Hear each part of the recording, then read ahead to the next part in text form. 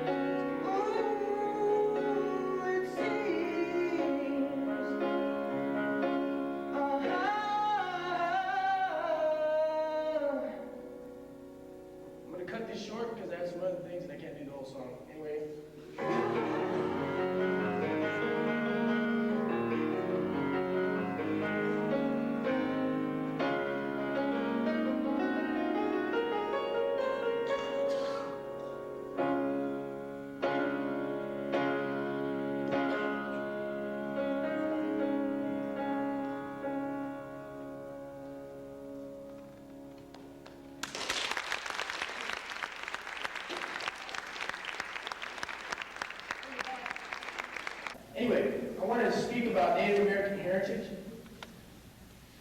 being a young man who was not able to flourish in his heritage, I was very lost as a young man, didn't know my roots, didn't know where I came from. And I think it's really important as young adults to know where you come from, whether you're Native American or not. A lot of you in the audience, I believe, probably have Native American blood in you. And I think it's really important to know where you came from, and who you are, who your family is, and what your ancestry is.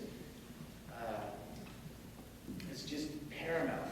I know that here with the club, the Native Club here, the obstacles of being able to be a good, solid club have been very strong for the club, and that's one of the reasons I came here today, to give support to the club. I think the club is very beneficial. And let me give you an example of why we need a Native American club in our schools, not just in Hellgate High School. Went to Our League, which is an all-Native American Indian school, just about, at least the precept of it is anyway. And the thing that really struck me funny is that in the history books that are renowned today in that school, a woman got up and she said, well, you know, the only thing that I got out of that, now this might be her own perception, but I got a chance to look at the book, and the thing that really bothered me was that it talked about the battles, it talked about Custer defeating, the different tribes before he got wiped out at Greasy Grass or Little Bighorn. But it really didn't give an idea of what was involved with Native Americans. Were they in a family structure? Did they care about life?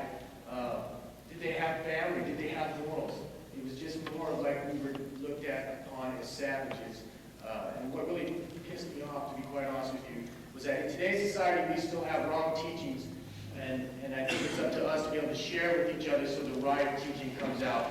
And what the situation was is that in the book it said, there was a quote by a cavalry sergeant that said, the only good Indian is a dead Indian. What's up with that? That's 1996. No more. I say no more to that. I say no more to prejudice and bullshit like that. No more to that. So, instead of being angry about it and saying, oh, no, I can say the exact opposite. The only good white man is a dead white man. That sounds stupid to me. Because I don't look at people through the color. I look through their eyes and their heart and what they're willing to give back to society. One of the reasons I'm here today. The reason I'm successful, quote unquote, in this business is because I'm willing to give back. I'm willing to understand where other people are coming from. I'm no better than you. I'm not bigger than you or more expensive or more material. I'm just like the rest of you. I'm a person. I'm a human being. And that's the first and foremost thing that I want to get across to you. Also, I want to talk about by knowing who we are, or not knowing who we are, problems arise, peer pressure arises, and trouble comes knocking.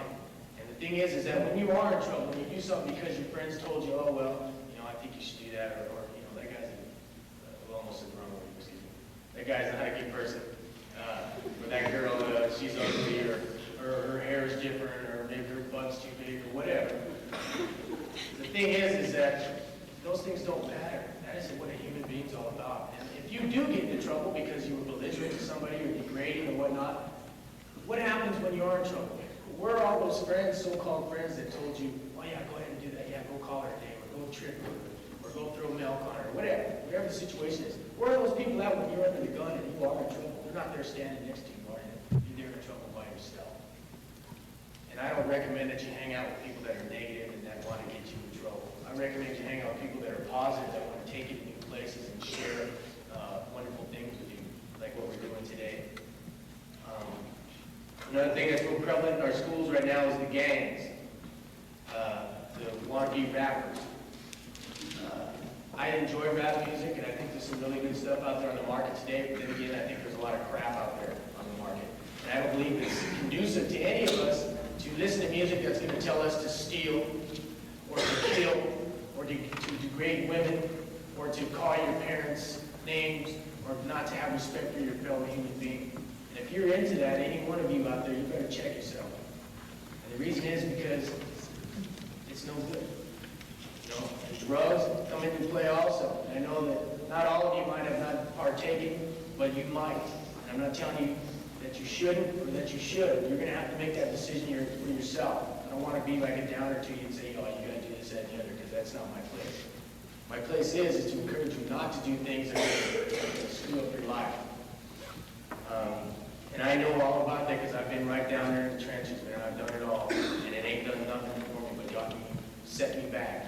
You know, luckily I pulled my head out and I've attained my dreams and I got on focus and I kept focused. Even when the hardest obstacles came up, I've been through some of the hardest things that a lot of other people might not have been able to achieve. And I thank God every day, that I've been able to succeed. And one of the reasons I succeed is because you guys turn on the tube and you watch Last Mohicans, or I've been in Star Trek: The Next Generation, I've been in countless other movies, I'm getting ready to audition for some other roles. And the reason I'm able to do that is because I have your support. I didn't get there by myself. I got there from people like Ken Feaster who gave me a chance and let me express myself in the way that I knew that I could. And each and every one of you, whether you're an actor or a doctor or a break dancer or whatever the deal is, you all have a special place in your heart. You have a special power. I used last class, and I'll use it again. I used a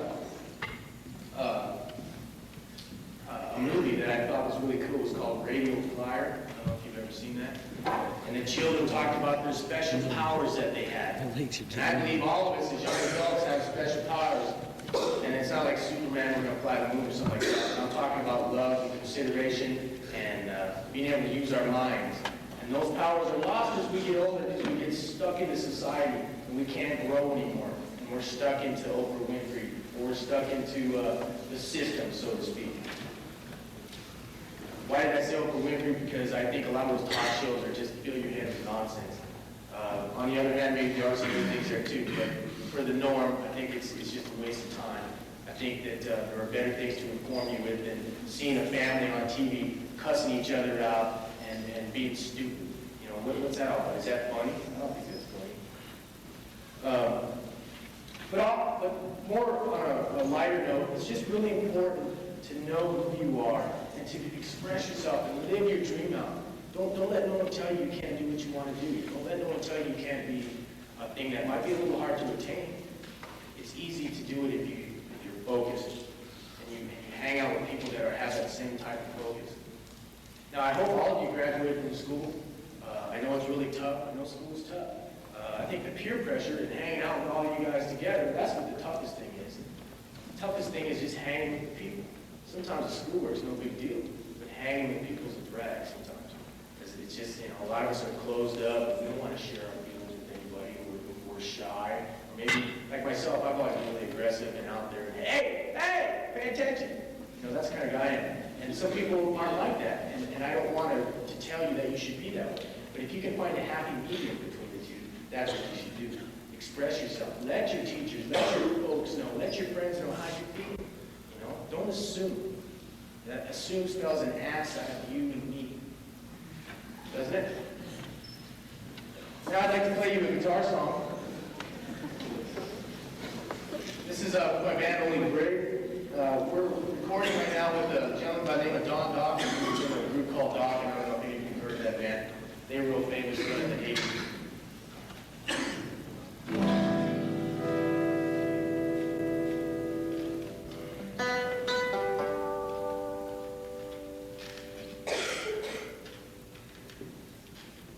The song is called I Will Survive.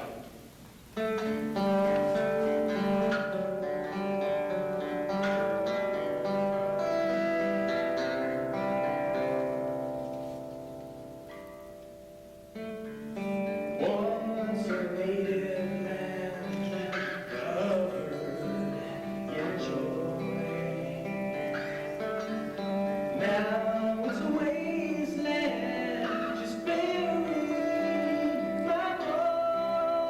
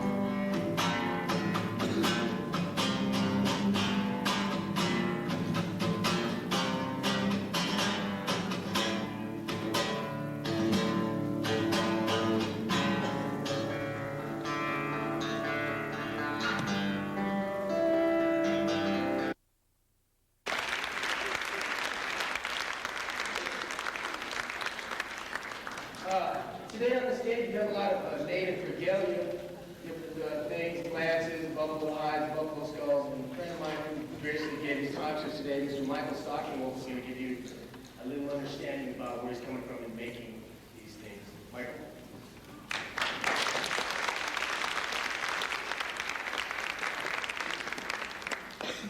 I do in the Dakota War Tribe, and I'm raised there pretty differently, so just say hi. How are you doing today?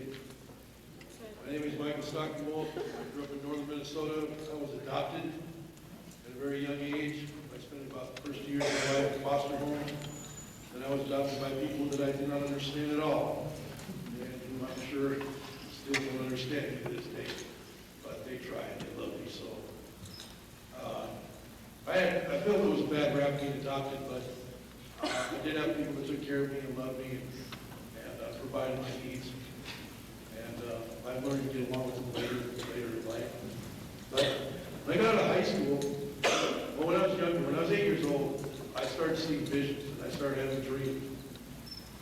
Most of them were Native American in nature. Some of them weren't. Some of them just had to do with animals and the birds and the trees and the streams. But I never knew what they meant, and I could never figure them out. But luckily I have total recall and almost a photographic memory, so they stayed with me over the years. And I grew up in trouble in high school and got in fights and got in trouble in this way. Some time in jail for fighting. I never got into drugs or alcohol until I got in the Army, and then I made up for lost time there. And that was in nowhere street. So, you know, everybody can tell you about drugs and alcohol and violence and stuff, and you get sick and go, yeah, we hear this all the time. What's true? You're going to ruin your life. Like Sean said, you're going to set yourself back. You're going to take wherever you want to go, and you're going to go, now let's go 75 miles, back down the road and start over. It's dumb. It's not what intelligent people do. But I did it, so obviously at that point it wasn't very intelligent. But I went in the Army out of high school.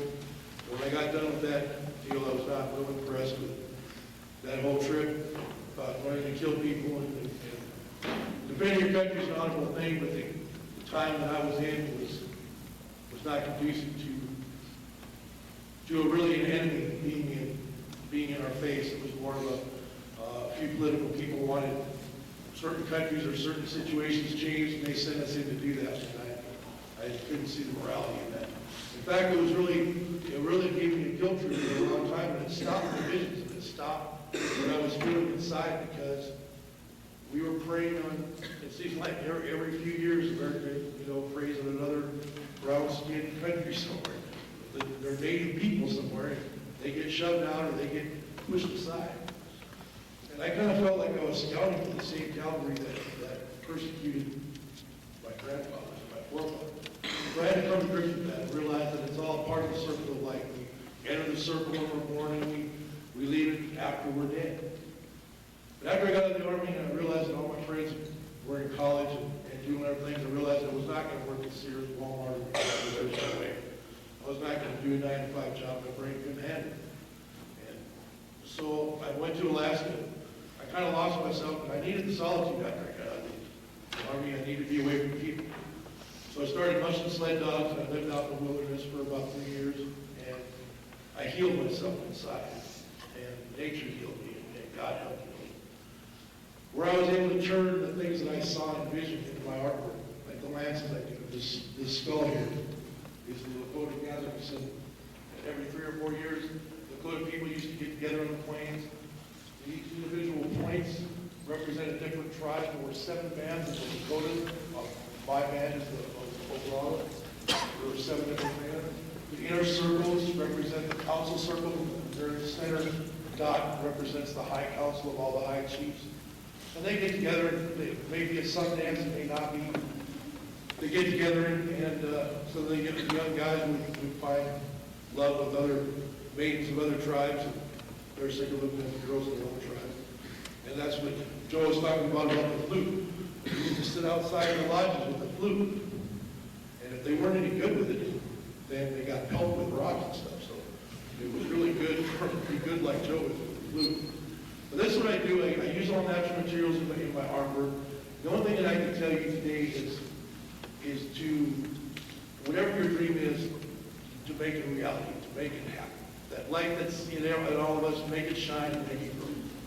And treat everybody like a brother and sister and be good for Mother Earth. Thank you. Michael does a lot of beautiful work, and if you're interested in learning how to make things such as this, he has cards, and you can get in touch with him. Next up, I'd like to have Joe Whitehawk Jr., whose father runs the Missoula Indian Center, and he's sponsored by the Indian Center. And first of all, before he starts to play the flute, I asked him a question. I asked Joe, what was the song that was played with the drum group, and what does it mean, and what is it all about? He's going to explain it to you.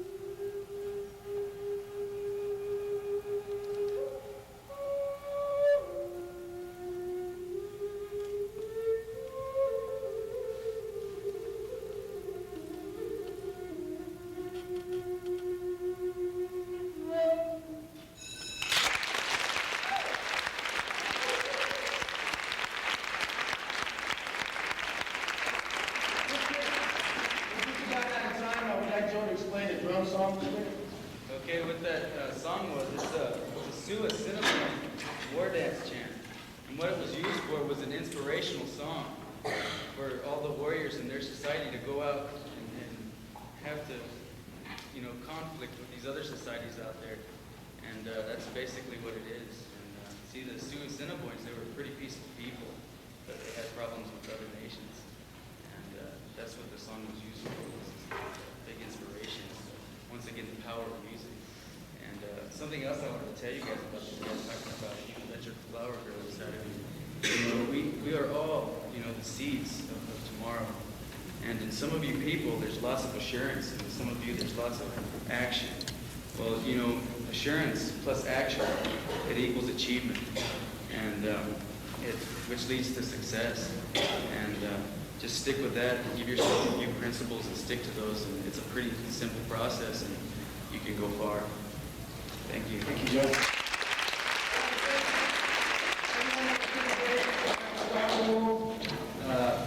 Joe Whitehouse.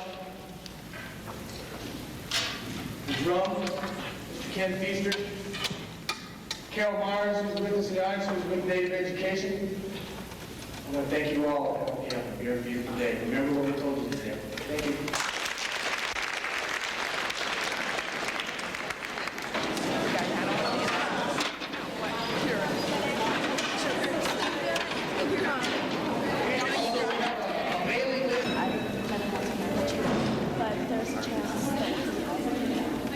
His name is Michael. What I'm saying is you got to go from Stocking Johnson.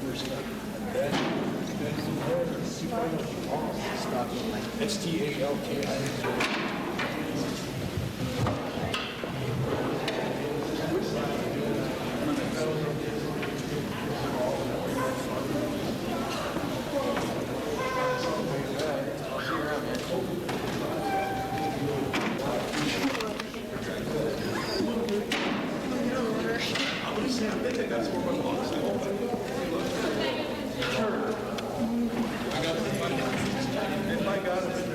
Nice for you.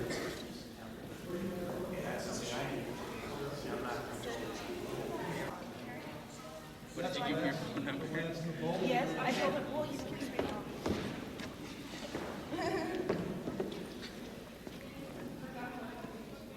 So? He's fine.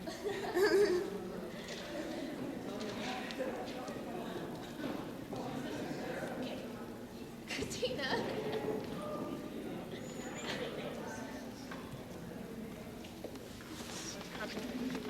Catch, Teddy. Thanks for videotaping. We'll have to get to. What? Maybe we can get together, like I say, one of the club times and pick out the best shots and put them together for the show. Okay. All right.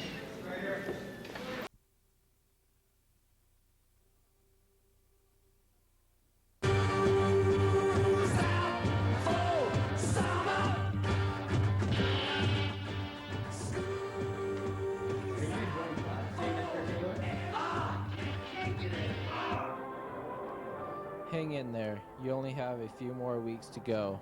If you just stick with it, there are so many rewards to gain. Don't let senioritis get you.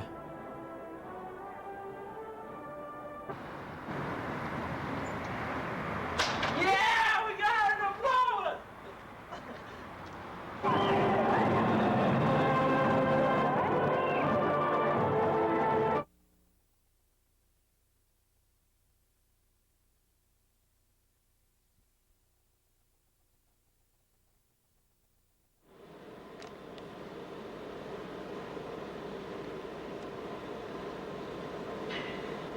Dude, I got some dope friends you should meet. Really? Are they cool? They're cool, dude. All right, let's go meet them. Let's go.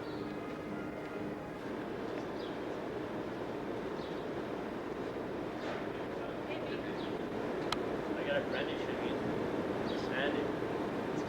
Hi, guys. Are those drugs? I don't know, man. I'm not down with those. Come on.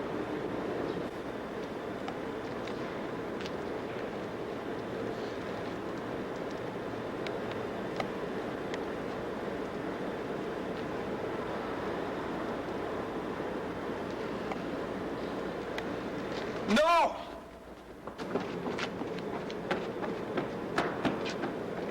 Just because your friends are doing drugs doesn't mean you have to. Say no to drugs.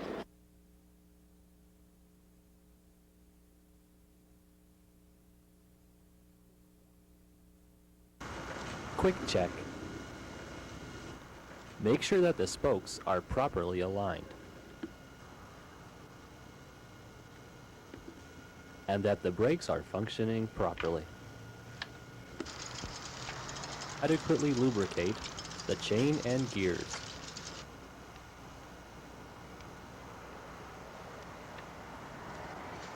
Adjust the seat to your own height.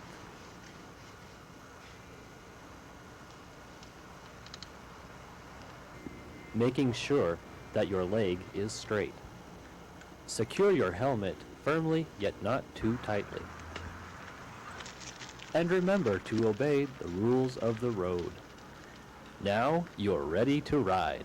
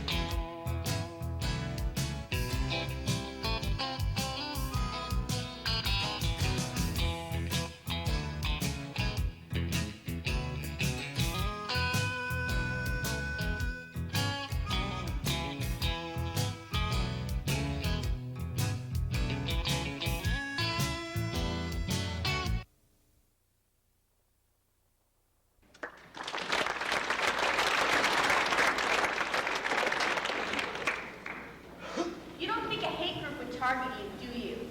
Well, it would, because you're a nigger, a honky, a chink, a gook, whitey, a faggot, a dyke, an Injun, a prairie nigger, a redneck, hippie, hiney. Because you're a kike, a spick, or a wop. Because you're a gin. Because you are different. Just remember, there's someone out there who has a name for you.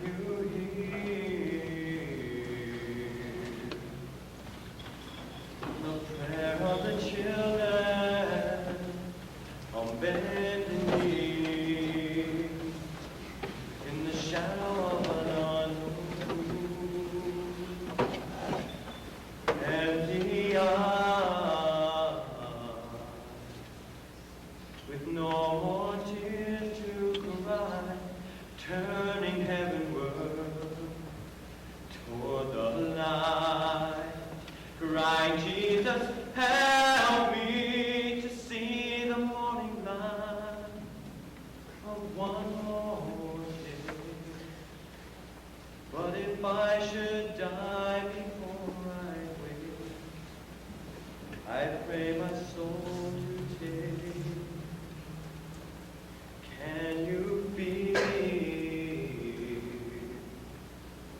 The hearts of the children aching for home, for something of their very own, reaching hands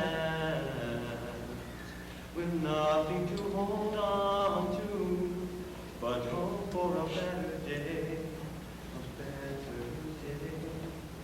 Cry, Jesus, help me to feel the love again in my own land. But if I'm no roads lead away from home, give me loving arms away from home. Can you hear the voice of the children softly pleading? The silence in the shadow,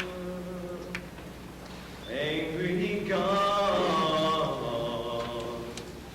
preach a gospel full of hate, the blood of the innocent on their hands. Cry, Jesus, help me to feel the sun again upon my face. For when darkness clears, I know you're here, bringing peace again. Darling, true te, spete ce moli me. Can you hear the prayer of the children?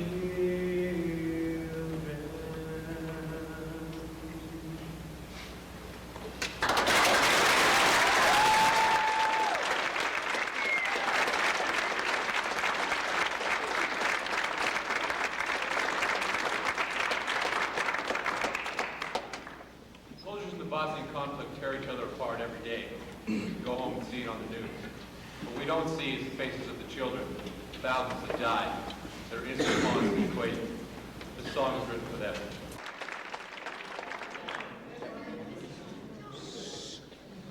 You know, walking down the halls of Hellgate, I see tons of different kinds of people. Let's see, there's the Tourette. You know, the whiny, Bon Marché, 4.5 Bay Point Island, South Hills Mom's Boys. And there's the Jock, the football playing, beer drinking, leather jacket wearing bench warmers. There's the Hicks. Chewing Copenhagen and spitting in the urinals and water fountains. Garth Brooks, 77 Chevy, and a 12-point bullet. The totally proven hippies, dude, with patchouli, nappy hair, following fish, corduroys, lunch ticket mooching crusters. They make me so mad I just want to cut them down.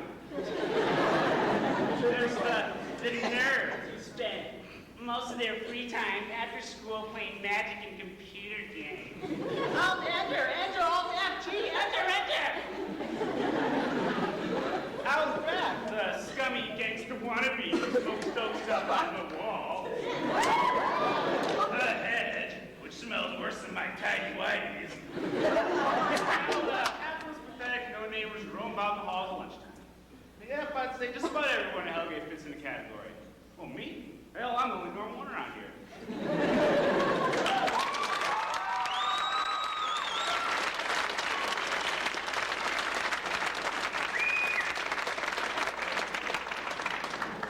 We hope you enjoyed our presentation. If you could please keep your seats until the bell rings. Appreciate it. If we offended anyone, we're sorry. We're trying to open minds here. The point is, stand up, do something, or say something against something that's wrong. It's more important to just sit back. Silence is acceptance. And anytime you sit back and let something happen, it's just as bad as participating. Thank you.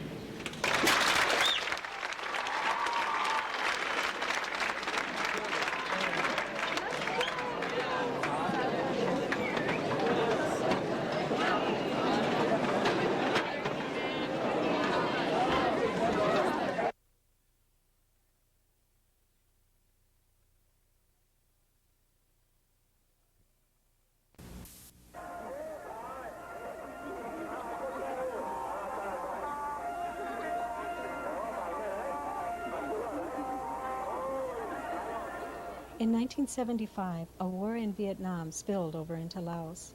The Laotian government was divided during the war. The Hmong fought against Communist North Vietnam. The Communist Army was successful in winning the war.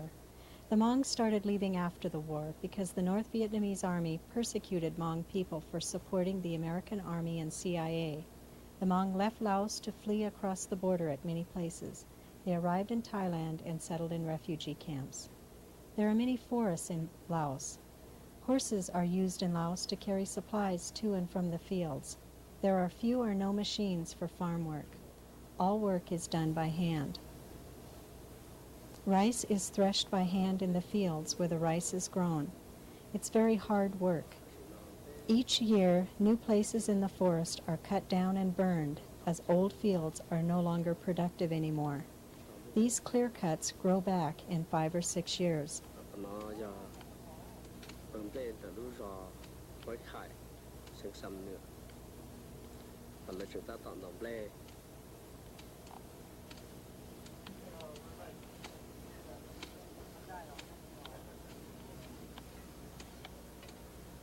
Here rice is harvested and being put out to dry.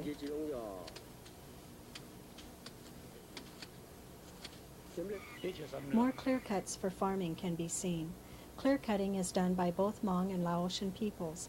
The government tries to control it, but people rely on farming in the mountains to provide for their basic needs, since there are few farms available in the lowlands or flatlands. Many clear cuts can be seen in the plateau region.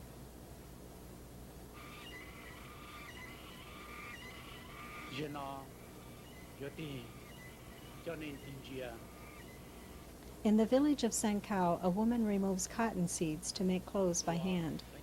Water wheels have been made to remove the husks from the rice grain. It is an example of machinery using a renewable energy source. Most Hmong use water wheels for rice husk removal and grinding rice and corn together. It works well and is made entirely of wood.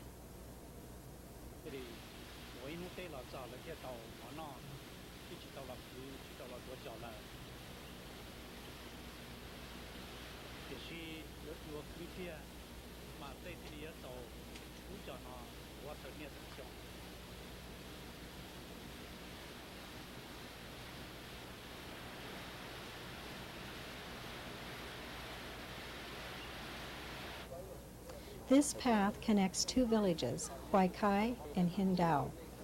It goes through the rainforest with many ups and downs. Many different species of trees grow here. People rest often because of the steep mountain terrain.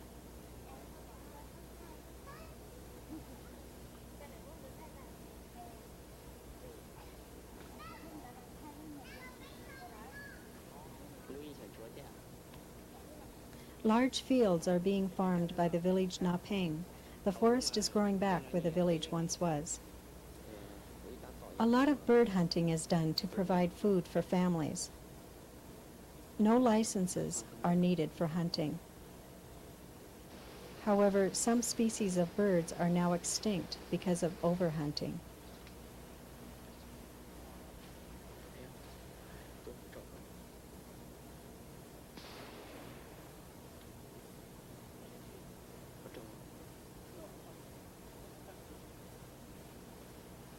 Water buffalo are raised to work in the fields.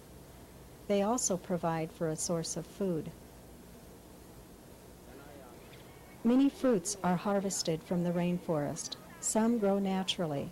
Others, like bananas, oranges, papayas, and mangoes, are planted purposefully by people. This fruit is called sikunu. It grows naturally in the jungle and is very popular among the Hmong. It tastes like lemon. It's tangy and not very sweet.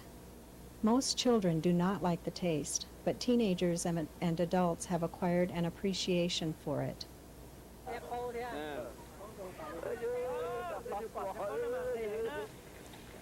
Bamboo can be found everywhere. There are many different kinds of bamboo. The Hmong often use bamboo to build houses and water wheels.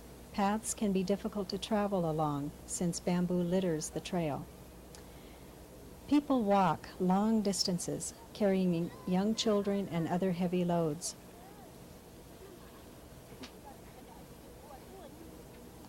They go to visit relatives in other villages. Sometimes it takes 4 hours to walk there and 4 hours to return. The Hmong enjoy visiting as they walk. They're happy people. You can see their smiles and listen to their laughter.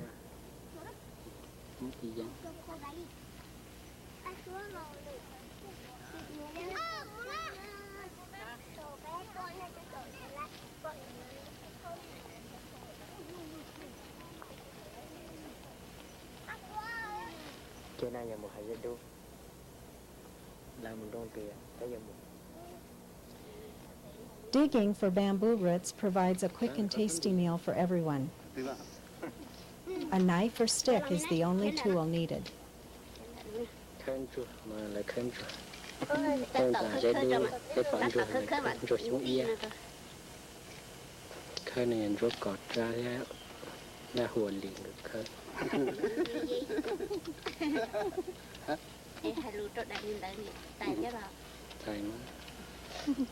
Ô, lọt từ một cò. Này, chỉ cả sư. Khó khăn chân. lọt khơi em chỉ cho bà chị nữa.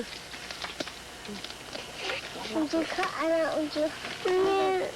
Đó chữ. Này chị sao? Không có nữa. Cho điểm à. The top of the bamboo root is the best part. It tastes sweet, like sugar cane.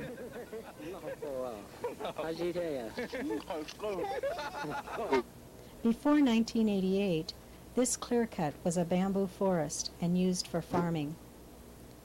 Eucalyptus trees are the most common tree and provides the major source of firewood.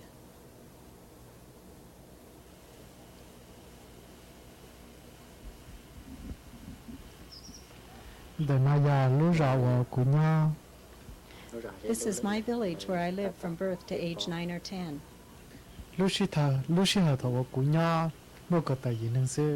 Only a few families lived there then.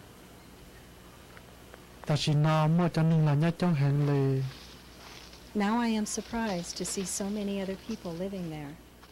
There is another Hmong clan that I do not know at all.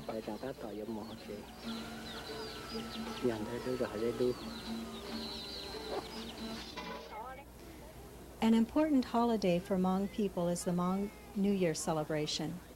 Here, the entire Hmong community is celebrating New Year, January 1995. Young single girls are playing ball with young single men and singing to each other as a courtship ritual.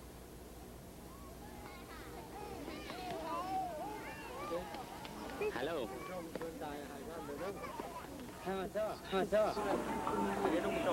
Hmong leaders are opening the New Year celebration with speeches and lighting of firecrackers.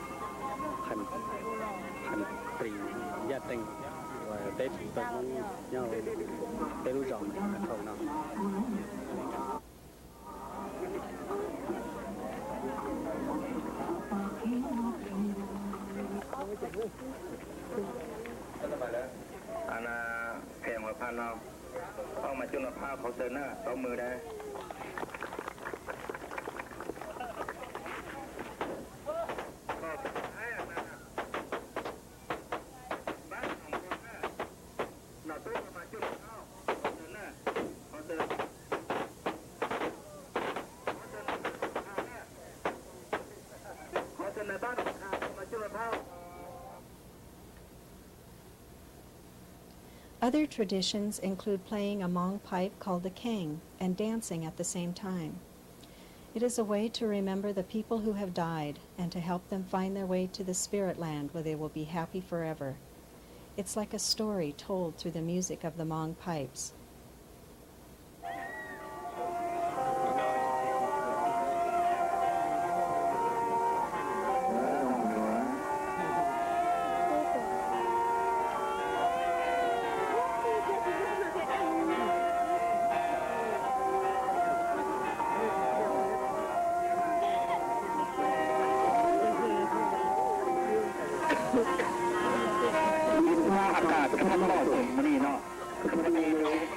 There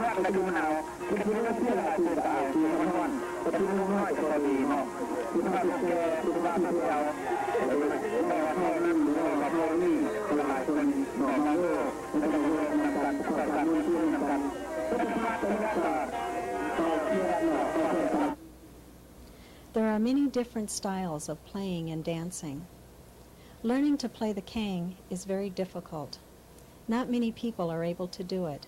Children are taught at a very early age and must practice a great deal before they become proficient as adults.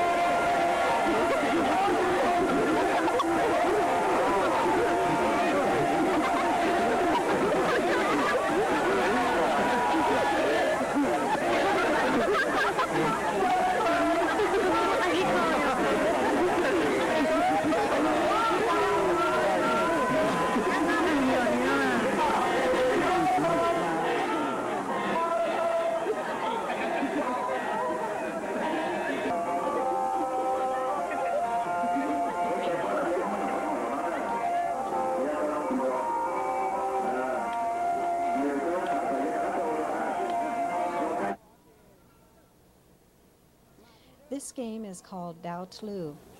It is played by men only. Each team has 4 people on it. A spinning ball is thrown by hand using a string and stick. Each team tries to knock away balls that belong to the other team.